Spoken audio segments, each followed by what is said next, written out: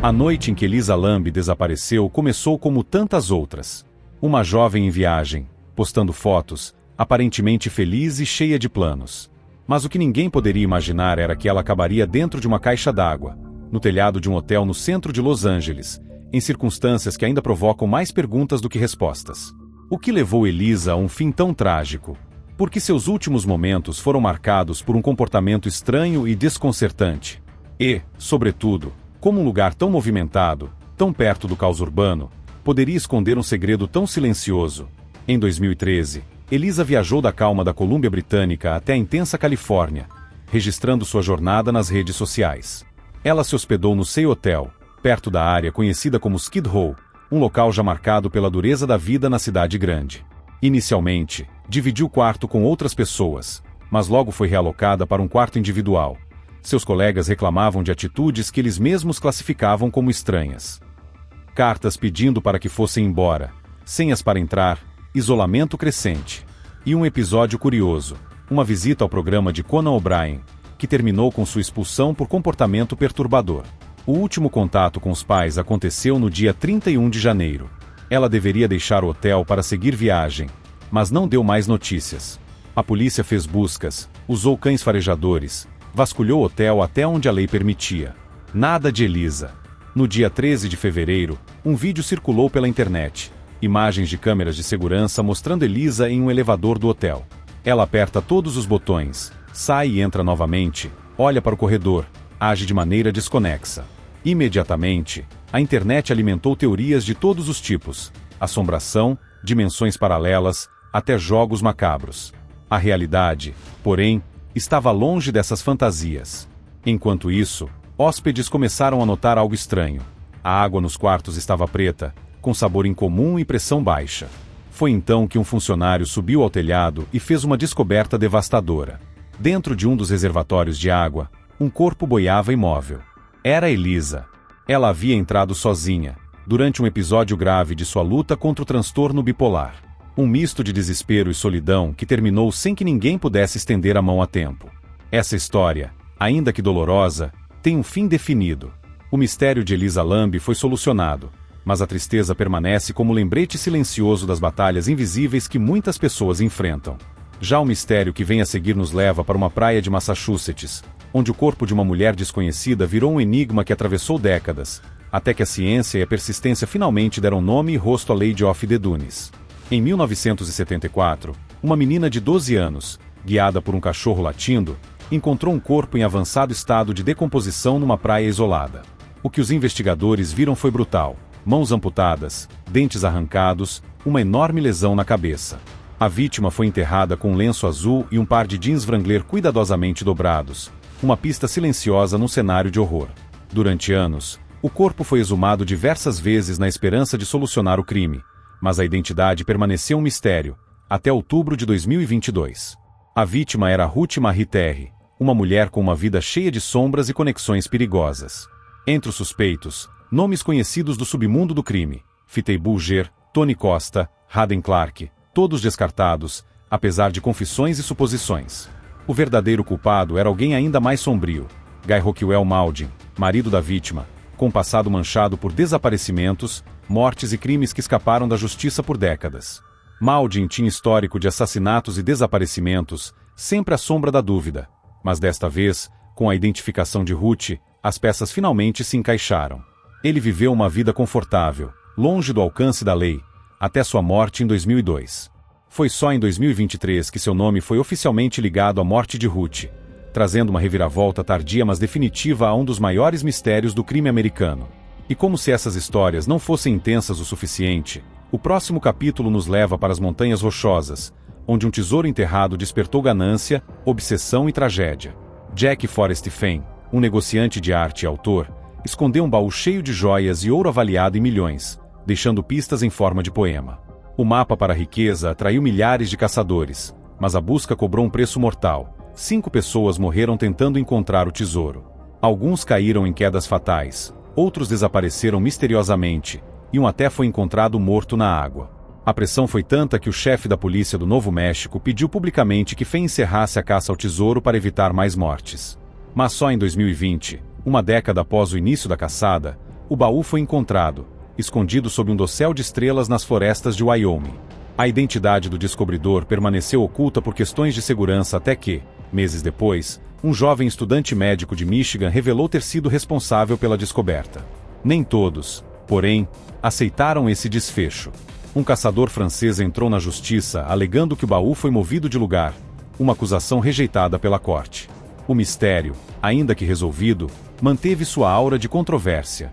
Se você está gostando dessas histórias reais que cruzam o inesperado, a luta humana e o lado obscuro da busca por respostas, não esqueça de deixar seu like. Isso ajuda muito a fortalecer o canal para que eu possa trazer cada vez mais casos assim, detalhados e profundos, para você. O brilho do tesouro e a tragédia que o cercava deram lugar a uma história ainda mais perturbadora. Uma trama de enganos, violência e mistério que parecia saída de um roteiro de filme, mas que aconteceu de verdade nas ruas e bancos dos Estados Unidos. Em agosto de 2003, Brian Douglas Wells, um entregador de pizza de Erie, Pensilvânia, entrou em uma agência bancária carregando uma bomba presa ao redor do pescoço. A cena chocou testemunhas e logo desencadeou uma das investigações mais bizarras da história criminal americana. A bomba estava programada para explodir em 15 minutos. Enquanto Wells exigia dinheiro do caixa, uma quantia irrisória foi entregue, e ele saiu, aparentemente tranquilo, rodando a bolsa e até chupando um pirulito. A polícia o prendeu rapidamente, mas a bomba não poderia ser removida facilmente. A espera pela equipe especializada se arrastou, atrasada pelo trânsito e pela logística do local. E então, poucos minutos antes da chegada dos especialistas, a bomba explodiu, arrancando um buraco no peito de Wells. Ele morreu quase instantaneamente, deixando para trás uma história que parecia mais um pesadelo real do que um crime comum. O roteiro da bomba colar era cruel e complexo. Brian Wells teria que cumprir uma lista de tarefas, coletando chaves para desarmar o dispositivo, numa corrida contra o tempo que a polícia, mesmo tentando, não conseguiria reproduzir na íntegra. A teoria inicial era que ele poderia ser apenas uma vítima, um peão em um jogo muito maior. Mas o enredo ganhou camadas quando surgiram revelações sobre conspirações internas. Pouco tempo depois, um telefonema anônimo levou a polícia até um congelador, onde um corpo estava guardado, o de Dee Roden. A ligação partiu de William Rotem, que logo foi preso. Rotem revelou detalhes que ligavam uma mulher, Marjorie Diehl Armstrong, ao plano criminoso, e esta confessou ter fornecido os temporizadores usados na bomba. Segundo ela, Rotem era o cérebro por trás da operação e Wells teria participado do planejamento, acreditando que a bomba era falsa e que serviria para provar sua inocência, caso fosse pego. Mais ainda, conversas e testemunhos indicam que Wells esteve envolvido no preparo da ação e sabia o que estava por vir. Sua morte teria servido para silenciá-lo, reduzindo o número de testemunhas. Mesmo assim, uma amiga de Wells afirmou, em documentário da Netflix, que ele não tinha consciência do plano e que foi manipulado por terceiros, um argumento que desafia a versão oficial e acrescenta uma camada de dúvida a toda a história. Se essa trama já pareceu intensa demais, o que veio depois foi um dos maiores enigmas do universo da música e do crime, o assassinato de Tupac Shakur em 1996. Tupac, uma das maiores figuras do rap, foi baleado em um tiroteio que chocou o mundo. O caso, cercado por gangues, disputas de poder e acusações de encobrimento policial, permaneceu por décadas um quebra-cabeça sem solução definitiva. Um suspeito inicial, Orlando Baby Lane Anderson, foi apontado, mas nunca preso, e ele mesmo acabou morto em uma guerra entre gangues. 6 meses depois, Christopher Wallace, conhecido como Big G Sauce, foi assassinado em circunstâncias igualmente misteriosas em Los Angeles, dando origem a teorias que envolvem policiais corruptos e conspirações no mais alto escalão da polícia. A mãe de Big G chegou a mover um processo bilionário contra o Departamento de Polícia de Los Angeles, acusando-os de encobrir o assassinato do filho. 4 anos depois, a investigação ganhou novo fôlego com a participação de Greg Kading, o detetive que havia solucionado o caso Tupac. Ele foi chamado para integrar uma força-tarefa destinada a resolver o assassinato de Big G. Após meses de investigação e poucas pistas concretas, surgiu um nome que estava na sombra de ambos os casos: Duane Keffe Davis. Davis, envolvido no tráfico de drogas e ligado a gangues, foi pressionado com uma forte operação policial, que incluiu a compra de drogas para incriminá-lo e conseguir uma delação premiada. Inicialmente, negou qualquer envolvimento, mas depois afirmou saber detalhes que poderiam abalar toda a investigação. O que Davis revelou foi uma teia de relacionamentos, vingança e assassinatos encomendados, onde nomes como Suge Knight, Diddy e outros personagens do cenário musical e do crime organizado se cruzavam em uma disputa violenta. Segundo Davis, Didi teria oferecido $1 milhão para eliminar Tupac e Suge Knight, uma oferta que ele teria aceitado, mas que o próprio Didi nega até hoje. Se está sentindo o impacto dessa trama intensa, já sabe. Se inscreva, isso ajuda muito o canal continuar trazendo esses relatos com profundidade e precisão. E claro, para que você não perca nada do que vem por aí. Duane Davis descreveu o que aconteceu naquela noite fatídica em Las Vegas, em 7 de setembro de 1996, com detalhes precisos que pareciam vir direto da boca de quem viveu o crime.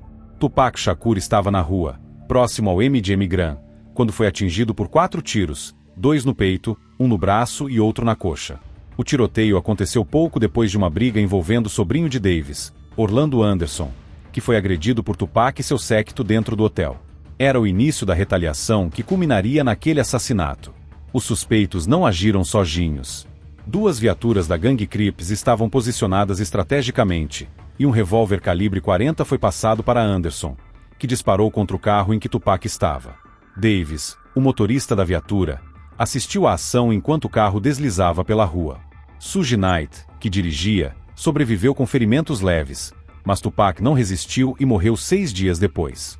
Mas a história não para por aí. Segundo Davis, logo após o crime, Didi teria ligado para Eric Zip Martin, um conhecido traficante e associado, perguntando se o assassinato tinha partido deles. A resposta afirmativa nunca rendeu o pagamento prometido de $1 milhão, um detalhe que Davis trouxe à tona, mas que Didi nega veementemente até hoje. Enquanto isso, o mistério sobre a morte de Big G Sauce permanece sem solução oficial, mas a investigação de Greg Kading e sua equipe apontou para uma possível conspiração envolvendo Tammy Hawkins, uma figura próxima a Suge Knight. Segundo relatos, ela teria sido usada como intermediária para encomendar o assassinato de Big G como retaliação pela morte de Tupac. O atirador seria Vardell Pochifouze, um membro da gangue Bloods, que também acabou morto anos depois em um ataque violento. Infelizmente, problemas legais, falta de provas e erros na condução das investigações impediram que a verdade plena fosse alcançada, deixando o caso envolto em dúvidas e teorias que ainda circulam até hoje. Estas histórias, que atravessam décadas e conectam vítimas, assassinos e conspirações, revelam muito mais do que simples crimes. Mostram os bastidores sombrios da indústria musical, as disputas de poder entre gangues e a fragilidade das instituições que deveriam proteger a justiça. Ao refletir sobre tudo isso, fica a pergunta: quantas outras verdades estão enterradas sob camadas de silêncio, medo e interesse? E até onde chegaremos para descobrir o que realmente aconteceu? Se este relato mexeu com você, deixe seu comentário e compartilhe suas teorias. Sua participação é essencial para manter viva a busca por respostas e justiça. E claro, se ainda não é inscrito, considere se juntar a esta comunidade que não se contenta com o superficial. Nos vemos no próximo mergulho nas sombras da verdade.